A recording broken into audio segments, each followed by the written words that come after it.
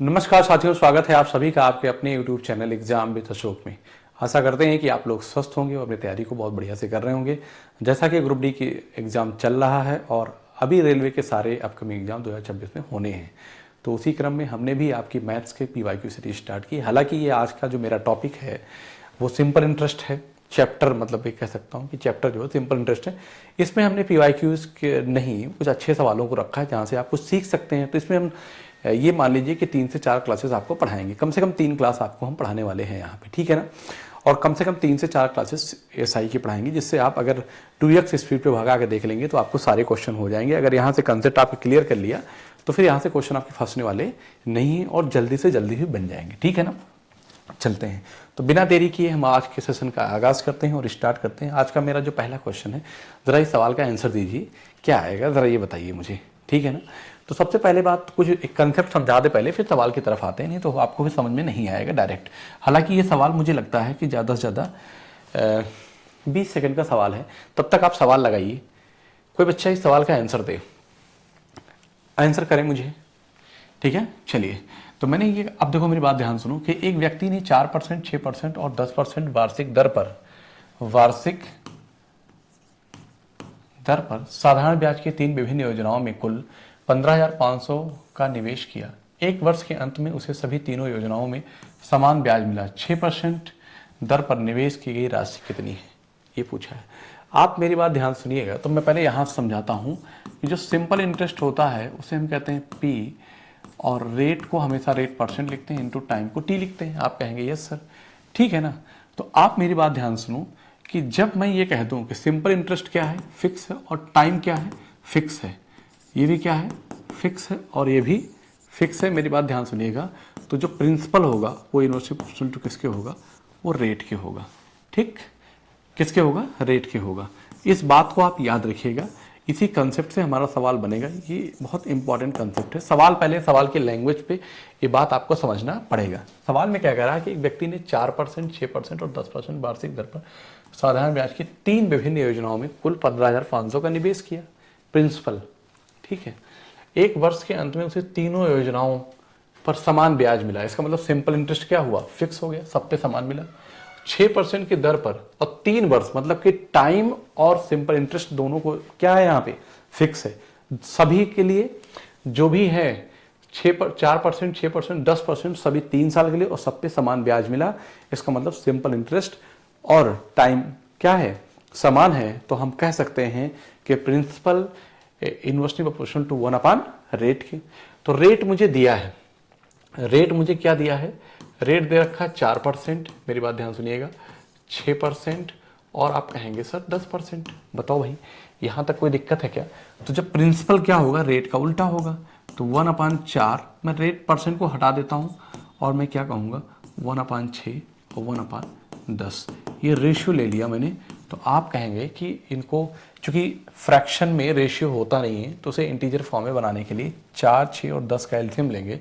तो 10 सबसे बड़ा है, तो 10 × 30 हो जाएगा। आप कहेंगे नहीं 30 नहीं होगा, क्योंकि 4 के पहाड़े में नहीं आता। 10 × 20, 10 × 30, 10 × 40, 10 × 50, 10 × 60। 60 जो है, देखो कैसे लेते हैं एलसीएम, मैं बता देता हूँ। सबसे बड़ा नंबर क्या है, 10 है। 10 का पहाड़ा पढ़ो सबसे बड़े नंबर का। 10 × 20 किया, 6 के पहाड़े में नहीं आता, 4 में आता है। 10 × 30 किया, 4 के पहाड़े में नहीं आता है। 40 किया, 6 के पहाड़े में नहीं आता। 50 किया, दोनों में नहीं आता। 60 किया, 6 के पहाड़े में भी आता है, 4 में भी आता है और 10 में भी आता है, ठीक है ना।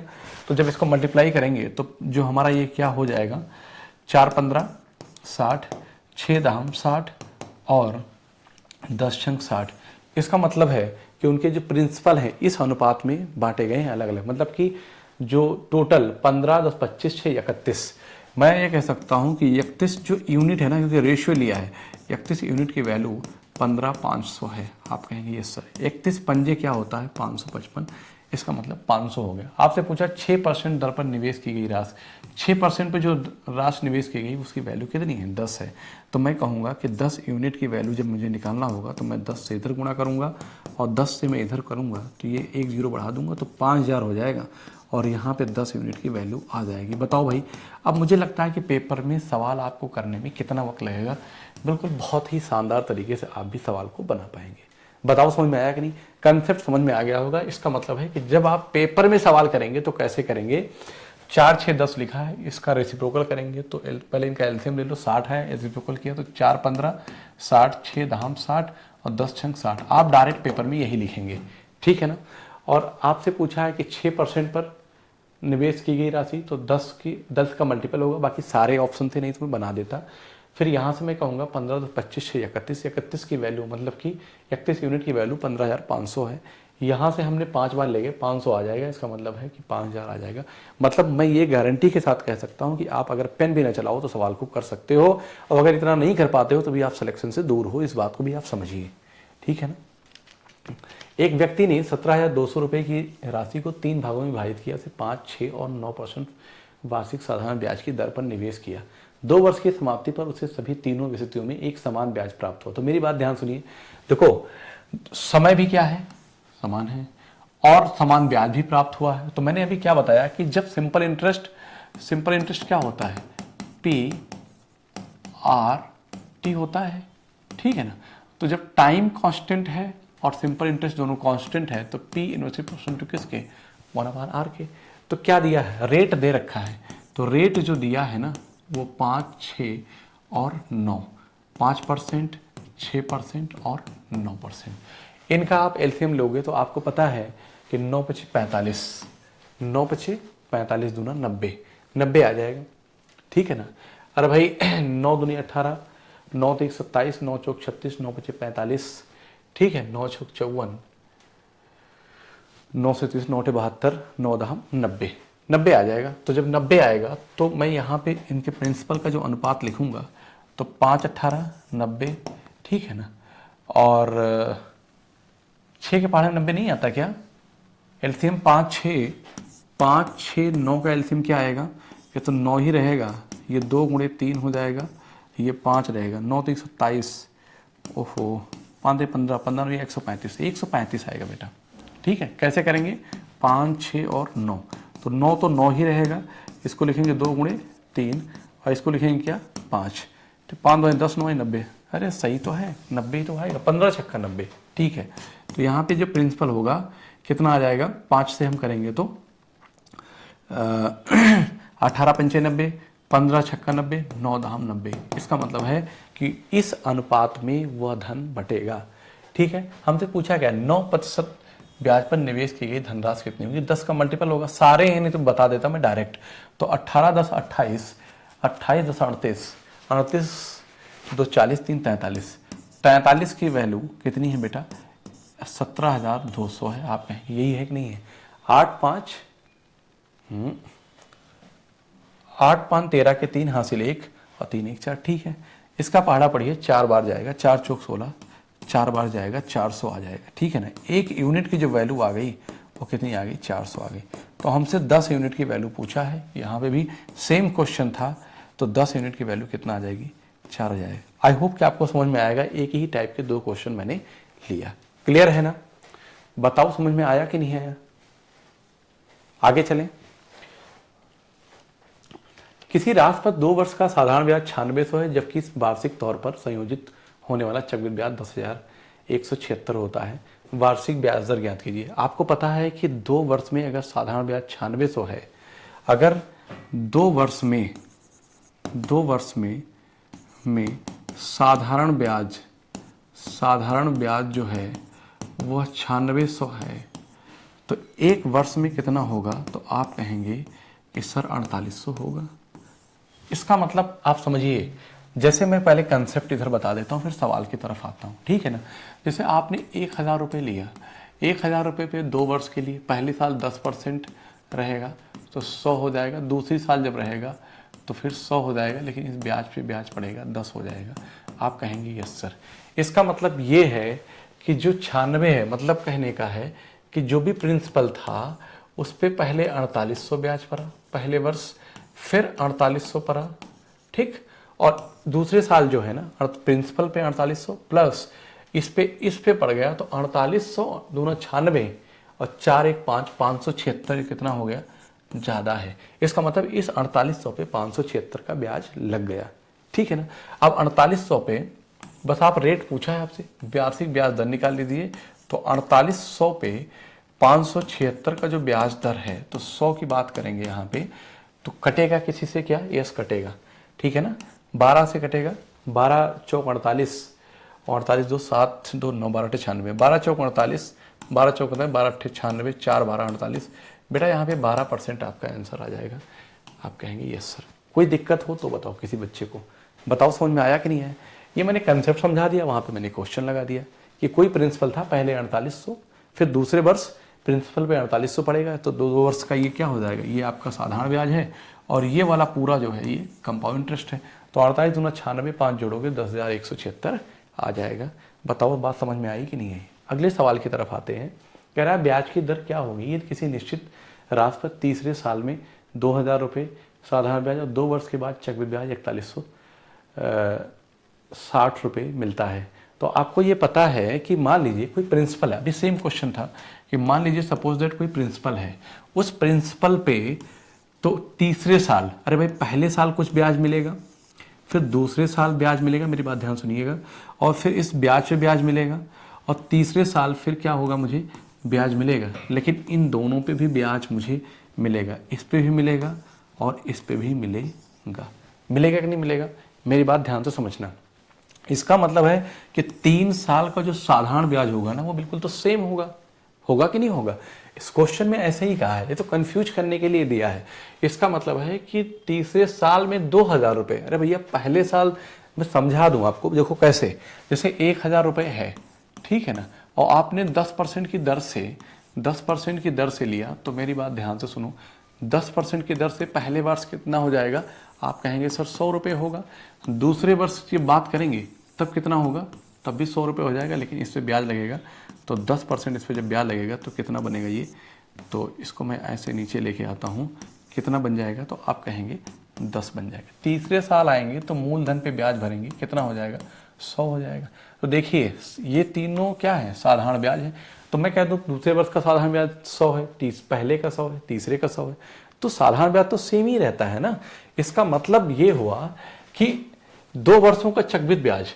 तो मैं कहता हूं कि कोई प्रिंसिपल था, कोई जो प्रिंसिपल था, मेरी बात ध्यान सुनना, जिससे पहले वर्ष 2000 रुपये साधारण ब्याज और दूसरे वर्ष भी 2000 रुपये साधारण ब्याज उसको मिला, ठीक, तीसरे वर्ष भी मिला, लेकिन बात यहाँ पे 2 वर्ष के चक्रवृद्धि ब्याज की बात हो रही है, 4160, 2 दूनी 4000 और 160। इसका मतलब है कि दूसरे वर्ष में इस प्रिंसिपल पे, मतलब कि इस ब्याज पे ब्याज लगा 160 रुपये। तो आप यहाँ से ये बता सकते हैं, आप यहाँ से ये बता सकते हैं कि 2000 रुपये पे 160 ब्याज लग गया। बताओ लगा कि नहीं लगा। तो एक जीरो यहाँ से कैंसिल करूँ, एक यहाँ से करूँ, और इसको 2 से कट करूँ, तो ये 100 हो जाएगा, और ये क्या हो जाएगा 8। तो मैं कहता हूं कि 100 रुपये पे प्राप्त ब्याज ही क्या कहलाता है, 100 रुपये पे प्राप्त ब्याज ही रेट कहलाता है। तो 8% यहाँ पे आंसर हो जाएगा, बात खत्म। बताओ समझ में आया कि नहीं है कि 100 रुपये पे प्राप्त ब्याज ही क्या कहलाता है, आपका रेट कहलाता है। नोट कर लीजिए और अगले क्वेश्चन की तरफ हम आते हैं। अच्छा सवाल था, ठीक है। एक साहूकार 10% प्रतिवर्ष साधारण ब्याज की दर से धन उधार देता है, हालांकि यदि वह 1 वर्ष के लिए धन उधार देता है तो ब्याज अग्रिम ले लेता है। मतलब कहने का है वास्तव में वो कितने ब्याज दर पर उधार देता है। मेरी बात ध्यान समझो कि मैं एक साहूकार हूं। कौन हूं मैं एक साहूकार हूं, मतलब कि मैं पैसा देता हूं, ठीक है ना, मैं पैसा देता हूं।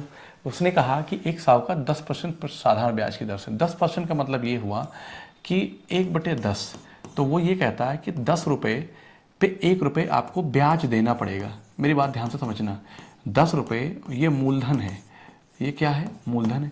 कहता 10 रुपये लो, 1 रुपये ब्याज आपको देना पड़ेगा। लेकिन इतना चालाक है कि हालांकि यदि वह 1 वर्ष के लिए धन उधार देता है तो ब्याज अग्रिम ले लेता है। इसका मतलब ये क्या कहता है कि 10 रुपये दे तो रहा हूं, लेकिन जो ब्याज 1 रुपये है वो पहले ही मुझे दे दो।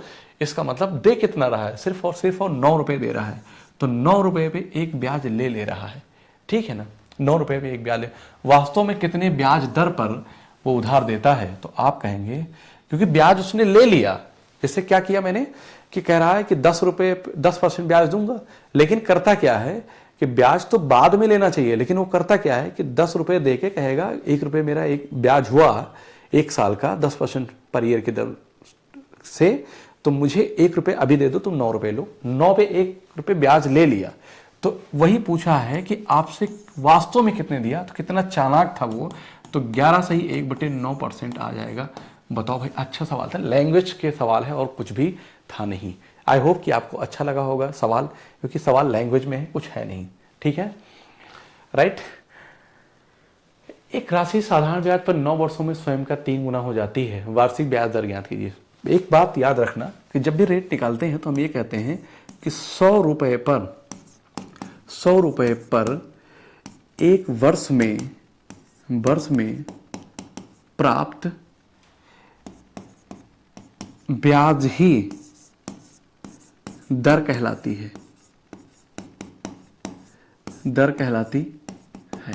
आप कहेंगे यस सर।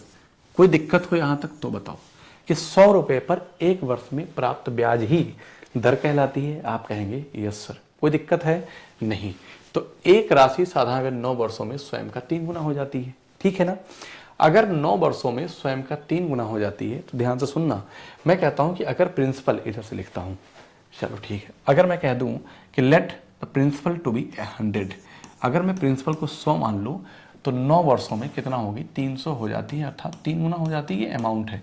इसका मतलब है कि जो हमें ब्याज मिला वो कितना मिल गया, 100 रुपये पे हमें 200 रुपये ब्याज मिल गया, लेकिन जो 200 ब्याज मिला वो 9 वर्ष में मिला, ठीक है ना, 9 वर्ष में मिला। ब्याज की दर ज्ञात करो, ठीक है, बस आप इसको कैलकुलेट कर दीजिए, क्योंकि 100 रुपये पर प्राप्त ब्याज ही एक वर्ष में प्राप्त ब्याज, 100 रुपये पर एक वर्ष में प्राप्त ब्याज ही क्या कहलाता है, दर कहलाती है। तो बस यही करना है आपको, कटेगा तो है नहीं, नीचे 9 आएगा, सब जगह 9 है, तो 9 दूनी 18, 2 20, 9 दूनी 18, 22 सही 2/9% आएगा। यही आपके सवाल का आंसर होगा। बताओ भाई, अगर किसी बच्चे को कहीं कोई प्रॉब्लम है तो बताओ, अगर कहीं जरा सा भी किसी बच्चे को प्रॉब्लम है तो वो कमेंट करके मुझे बताए।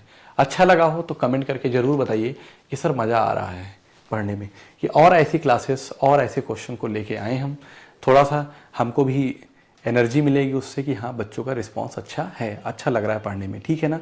अगर अच्छा लगता है तो आप कमेंट करके जरूर बताइए कि अच्छा लगा। आगे चलते हैं कि साधारण ब्याज की किस दर पर कोई धनराशि 15 वर्ष में स्वयं की 4 गुनी हो जाती है। ध्यान से मेरी बात सुनिएगा। 15 वर्ष में मैं कहता हूं कि प्रिंसिपल कितना है, 100 है, ये मान लिया, ठीक है ना। तो 15 वर्ष में स्वयं की 4 गुनी हो जाती है, इसका मतलब कितना हो गया, 400 हो गई, कितने, 15 वर्ष में, ठीक है ना। तो मुझे ब्याज कितना मिला मुझे ये बताओ, तो आप कहेंगे सर 300 मिला। तो 100 रुपए में एक वर्ष में ब्याज, तो 15 वर्ष में 300, तो एक वर्ष में कितना मिलेगा, 15 से डिवाइड कर देंगे तो 15 दूनी 30, यही हो जाएगा 20। तो मैं कहूँगा कि 100 रुपये पर एक वर्ष में प्राप्त ब्याज ही क्या कहलाता है, रेट कहलाता है। तो यहाँ पे आपका 20% आ जाएगा, कुछ नहीं करने का है। मैंने 100 माना इसलिए मेरे लिए सवाल आसान बन रहा है, ठीक है ना। आप कहते सर 1 से 4 हो रही है, 1 से 4 हो रही है, तो 3 ब्याज मिल रहा है, कितने में, 15 में, 15 में, 15 में, तो रेट 100 में क्या मिलेगा, 3 पचे 15, 5 20, 100। ये भी एक तरीका है, लेकिन 100 मान के करो, कुछ ज़्यादा अच्छा रहेगा, क्योंकि मुझे पता है कि 100 रुपये में एक वर्ष में प्राप्त ब्याज ही। अगर ऐसा करते हैं तो इससे क्या होगा ना, कि आप ओरली कर सकते हैं, मतलब कोई 100 रुपये था, 4 गुना 400 हो गया, 300 ब्याज मिला, ठीक है। अब आपको सोचना नहीं है, 15 से डिवाइड किया, 15 दूना 30, आपने डायरेक्ट 20% बोल दिया, सवाल का आंसर हो गया। क्लियर ना, क्लियर, राइट। 13,500 रुपए की राशि 4 वर्षों में साधारण ब्याज पर 15,500 हो जाती है, ठीक है। ब्याज दर ज्ञात कीजिए। बताइए भाई, साधारण ब्याज दर पर 15,500 हो जाती है, मतलब 13,000 रुपए कितना, 15,500। तो आपको पता है कि ब्याज कितना मिल गया, 2,000 मिल गया, कितने वर्षों में, 4 वर्षों में। तो आप कहेंगे एक वर्ष में कितना मिला, एक वर्ष में 500 मिल गया, कोई दिक्कत क्या। तो 13,500 में 500 ब्याज मिला, कितने, एक वर्ष में, तो बस यहीं से मैं निकाल दूंगा, ठीक है ना। तो 2 जीरो यहाँ से मैं अगर कट करूँ, चलो कट कर दिया, तो 5 से कट करूँ, 5 दूना 10, 5 सते 35, 27 नीचे आएगा, एक ही ऑप्शन 27 है, मैं इसी को आंसर मानूंगा और कुछ नहीं करूंगा। ऊपर क्या बचा, 100 बचा है, क्या बचा, 27 दिया, 81 और 19, तो 3 सही 19/27 आ जाएगा, यही आपका आंसर बनेगा। बताओ भाई, कोई दिक्कत किसी बच्चे को हो तो मुझे बताए, किसी बच्चे को कहीं कोई प्रॉब्लम हो तो मुझे बताए वो। आई होप कि आपको अच्छा लग रहा होगा, समझ में भी आ रहा होगा। अगले सवाल की तरफ आते हैं हम।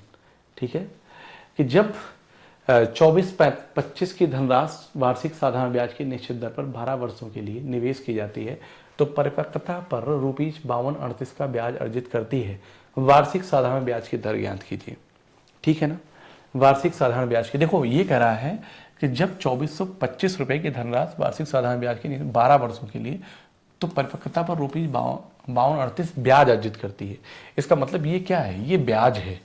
ठीक है ना, लेकिन कितने वर्षों में, ये 12 वर्षों में ब्याज प्राप्त हुआ है। तो आप एक वर्ष में ब्याज निकाल लीजिए, इसको 12 से डिवाइड करिए, कटेगा क्या, कट जाए तो ठीक है। तो 3 और 4 दोनों से कटना चाहिए, नहीं कटेगा तो मैं ऐसा करता हूँ ना, फार्मूले पर रख देता हूँ, नहीं तो फिर भी पॉइंट में वैल्यू आ जाएगी। तो सिंपल इंटरेस्ट क्या होता है जरा मुझे बताइए। तो आप कहते हैं PRT/100 होता है ना। देखो हमेशा डेटा के अकॉर्डिंग ही सवाल किया जाता है। अगर 12 से कट रहा होता ना तो मैं डायरेक्ट कर देता, एक वर्ष का आ जाता 2425 में एक वर्ष का इंटू 100 करके निकाल देता डायरेक्ट। ठीक है ना, लेकिन यहाँ पे सिंपल इंटरेस्ट जो है वो कितना मिल रहा है मुझे, 52, कितना मिल रहा है बेटा मुझे, 5238 मिल रहा है। प्रिंसिपल कितना है, 2425 है।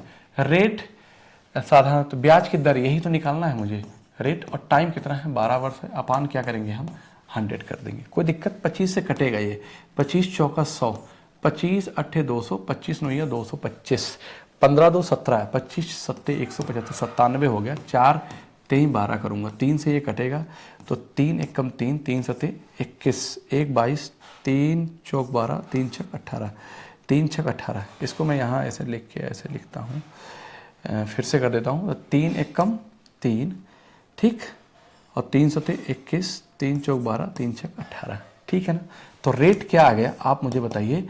तो 1746 बटे कितना हो गया, 97, 9 दूनी 18, 10 बार लेके जाऊंगा 970, और मैं 20 बार लेके जाऊंगा तो 18 19 तो समथिंग, मतलब कि 20 से कम आंसर आएगा। और 20 से कम आंसर आएगा तो मुझे ये पता है कि 20 के पास जाएगा आंसर, यही होना चाहिए। क्योंकि देखो मैं मल्टीप्लाई करूं, 6 सत्ते 42 का 2 ये नहीं होगा, 4 7 चौक 28 के 8 ये नहीं होगा, 7 दूनी 14 के 4, 8 से 56 के 6, यूनिट डिजिट मैच कर रहा है। अगर मैं 18 से, तो मैं कर देता हूँ यहाँ पे, ठीक है ना, एक बार जाएगा 97, तो इधर करके दिखा देता हूँ मैं, 18% आंसर आएगा। बेटा अप्रोक्सीमेशन बहुत ज़रूरी है, अप्रोक्सीमेशन बहुत ज़रूरी है। ठीक है ना, अप्रोक्सीमेशन नहीं करेंगे आप तो फिर आप फंसे रहेंगे, ऐसे करते रहेंगे। यहाँ पे मैं 97 से डिवाइड करता हूँ तो एक बार जाएगा, ये 97 हो जाएगा। 14 में 7 गया 7, 6 में से 16 में से 9 गया 7, 76, 8 बार जाएगा, 8 से 56 के 6, 8 9 72 और 5 77। आप कहेंगे होगा कि नहीं होगा, ओह यहाँ पे 6 आएगा, 18% आया कि नहीं आया। आई होप आपको ये समझ में आ गया होगा। ठीक है ना, अगले सवाल की तरफ अगर हम आते हैं, देख लो, अगर किसी बच्चे ने नोट नहीं किया सवाल देख ले, वो क्या है, क्वेश्चन देख सकता है आराम से। ठीक है, अगले सवाल की तरफ हम आ रहे हैं कि कह रहा है एक व्यक्ति ने अपनी पूंजी का 2/3 भाग 12% साधारण ब्याज पर, 1/4 भाग 15% साधारण ब्याज पर और दर पर और शेष 18% साधारण ब्याज प्रतिवर्ष से निवेश करता है। अगर वह कुल मिलाकर 2 वर्ष में 1961 रुपये का ब्याज कमाता है तो व्यक्ति की पूंजी क्या थी। मेरी बात ध्यान से सुनो और मैं क्या बताना चाह रहा हूँ इस बात को समझो। जब वो, मतलब कहने का उसकी पूंजी क्या है, 3 में से 2 12%, फिर कह रहा है कि 4 में से 2, तो मुझे क्या करना पड़ेगा, 3 और 4 का एलसीएम लेना पड़ेगा। तो मेरी बात ध्यान से सुनो, 2/3 और 1/4 को मैं एलसीएम लूंगा तो 12 आएगा एलसीएम। यहाँ पे 4 से मल्टीप्लाई करूंगा और मैं यहाँ पे 3 से मल्टीप्लाई करूंगा, तो मैं ये कहूँगा, यहाँ पे मैं कह सकता हूँ कि ये जो है वो 8/कितना है 12 है, और ये जो है वो 3/12 है। तो आप आराम से अब कह सकते हैं, आप आराम से इस बात को कह सकते हैं, यहाँ पे मैंने क्या लिखा 8/12, कि मतलब 12 में से 8 जो है, 8 जो है कितने 12% पे आपने किया है, दिया है, और 12 में से 3 भाग जो है वो 15% क्वेश्चन पे दिया है। क्लियर, तो शेष भाग कितना बचा, तो 8 3 11 1 बचा जो 18% पे आपने दिया है। तो मुझे पता है कि 12 8 96 प्लस 15 3 45 और 18, ये चूंकि उसने पूछा है कि तो व्यक्ति की पूंजी क्या थी, तो मैं यहीं से आपको बता दूंगा। तो वह कुल मिलाकर 2 वर्षों में 1961 रुपये का ब्याज कमाता है। तो इतने की वैल्यू 1961 समथिंग आ जाएगी, सीधा आंसर बता देंगे। तो मैं ये कहूँगा, मैंने यहाँ पे डेविएशन लगा दिया है, ठीक है ना। तो हालांकि डेविएशन नहीं, वेटेड एवरेज लगाया है, ठीक है। 96, 45 और ये बाहर में परसेंट ले लेता हूँ और डिवाइड बाई मैं किससे करूँगा, 8, 3, 11, 1, 12 से करूँगा। तो आप मुझे बताइए ये कि वैल्यू कितनी है। 8, 6, 14 और 5, 19 के 9 हासिल 1, ठीक। और 9, 4, 13, 1, 14, 1, 15, 159/12 ये जो आएगा परसेंट में आ जाएगा। इसका मतलब है कि उसने जो भी इतने इतने पे की निवेश किया है, अगर कुल मिलाकर उसे 2 वर्षों में 1961 रुपये ब्याज मिलता है तो ये बराबर कितने हो जाएगा, 1961 के। तो पूंजी अपने आप में 100% होती है, यहाँ पे 100% की वैल्यू हमें निकालना है। तो हालांकि कटा नहीं है तो मैं 1961 कर देता हूँ। बताओ भाई मैं कितनी बार लेकर जाऊँ, अगर 10 बार लेकर जाऊँगा, ठीक है ना, तो कितना हो जाएगा। अच्छा 9, 5, 14, 1, 15, 3 से कटेगा बेटा, 3 चौक 12, 3 पचे 15 और 3 त्रिका 9। कोई दिक्कत यहाँ पे, ये इधर चला जाएगा। और 5 का पहाड़ा मैं कितनी बार पढ़ूँ, 5 3 15, ठीक है ना। अब हम मुझे अप्रॉक्सी 100% की वैल्यू निकालना है, ठीक है। तो आपको ये पता है कि 53% की जो वैल्यू है ना, 53% की जो वैल्यू है 19 चौक 76, ये 1961 गुणे का 4 हो जाएगा। आप कहेंगे यस सर, तो 4 से इसे मल्टीप्लाई करूँगा, 4 एकम 4, 4 छंग 24 के 4 और 4 9 36, 2 38 के 8, 4 एकम 4, 3 7।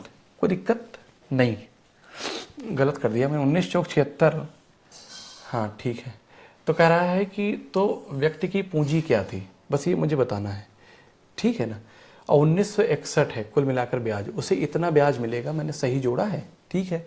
तो 53% की वैल्यू 1961 है, बट इंटू 4 में, तो 19 चौक 76 और 6 चौक 24, 76 2 78 है ना।